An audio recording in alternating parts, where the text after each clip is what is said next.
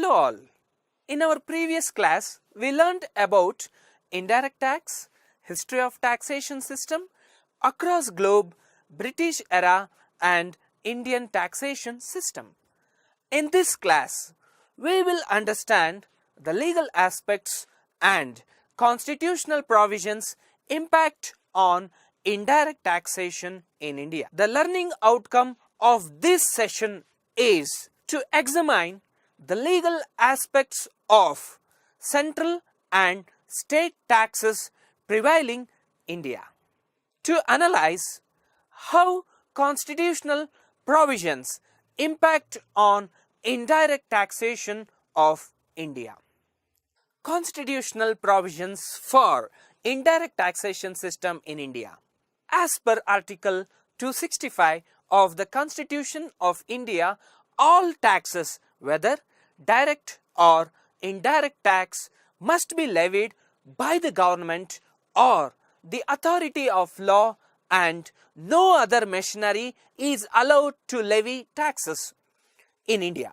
The tax laws include any ordinance, order, bylaw, rules, regulation, notifications and customs prevailing in the territory of India. Article 245 of the Constitution of India allows the Parliament to make tax laws. In addition, Constitution gives the provisions on which tax laws can be made by the government as per Article 246 in various lists, namely Union List, State List and Concurrent List. The Union List specifies the concept of trade and commerce with foreign countries, import and export across customs frontiers, and also defines the customs frontiers. It also specifies the duties of customs, including export duties, duties of excise on tobacco and other goods manufactured or produced in India, except alcoholic liquors for human consumption, opium, Indian hemp and other narcotic drugs and narcotics, but including medicinal and toilet preparations containing alcohol. The Union List has also given the provisions under the 86th Amendment of the Constitution for the Parliament to levy the taxes on service. In 1990, Committee on Tax Reforms headed by Dr. Raja J. Chellaiah has recommended for the first time to levy the tax on selected services. In response to the recommendation, initially service tax was imposed on 3 services, that is, telephone services, insurance other than life insurance and stockbrokers at the rate of 5% with effect from 1st July 1994. Later on, more and more services were included in service tax net. The Parliament imposed tax on services by excising its power to legislate under entity number 97 of the Union List under 7th schedule, which is residual entry. Constitution of India has also provided that the stamp duty collected by the Union government from the states and union territories must be distributed among the union and the states as per Article 268.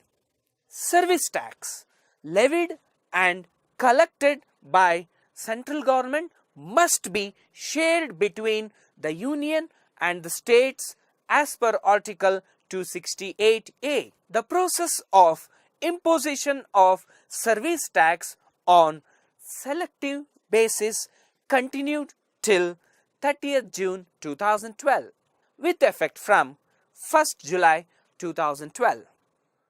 The concept of negative services was introduced and all services other than negative services were included in the ambit of service tax. Further, with effect from 1st July 2012, the term services were defined and service-specific definition of taxable service. The value of taxable services was clearly given.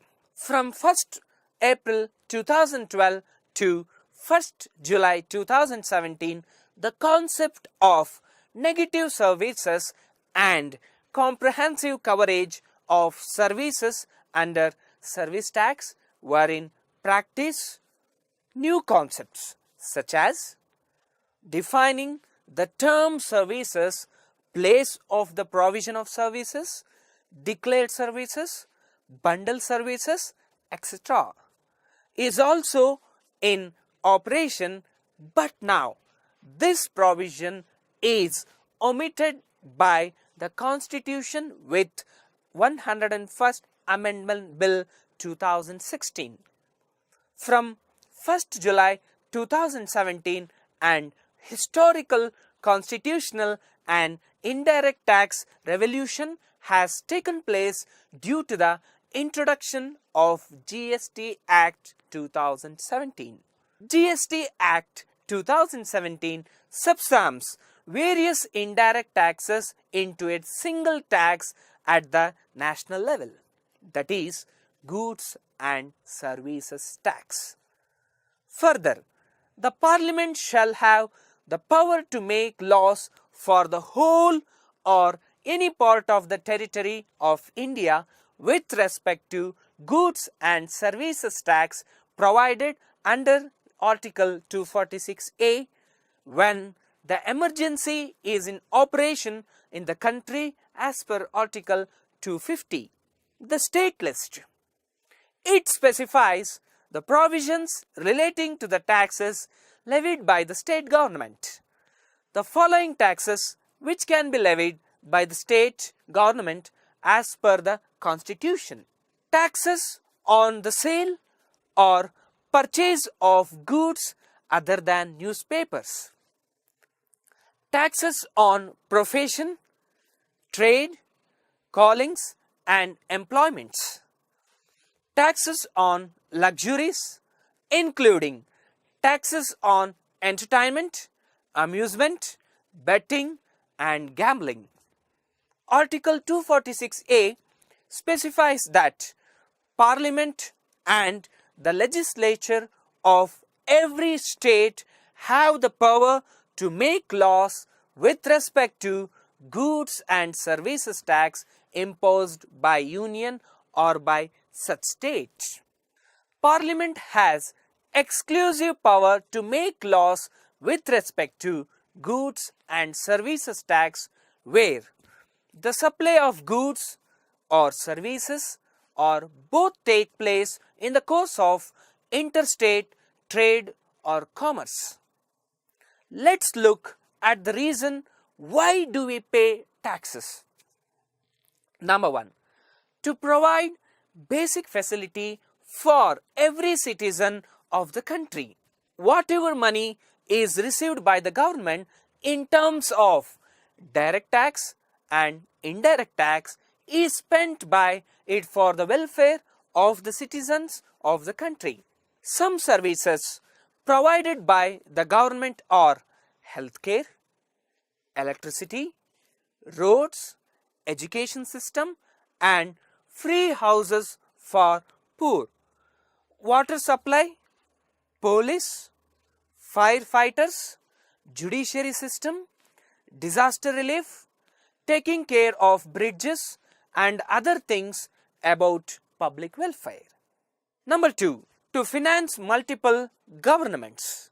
All the local governments of the state, namely village panchayats, block panchayats and municipal corporation receive funding from the State Finance Commission. Number 3, protection of the life. Taxpayers receive the protection of life and wealth from the government in case of external aggression, internal armed rebellion, or any other situation in exchange for tax paid by them. Summary. I hope the second class has given an insight on how the Constitution of India impact on the policies, rules, procedures and imposition of GST.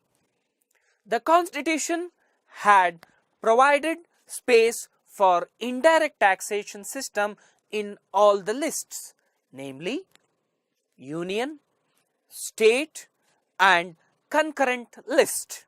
Union list emphasis on levying of tax by center, state on tax levying by states and concurrent emphasis on both central and state taxes. There are several articles which give detailed provisions for the various taxes imposed in India. For instance, the 86th Amendment of Service Tax, Stamp Duty as per Article 268, Service Tax as per Article 268A, 101st Amendment Bill 2016 on GST, etc. So, we can realize that the present taxation structure has strong constitutional support along with political backup. Thank you.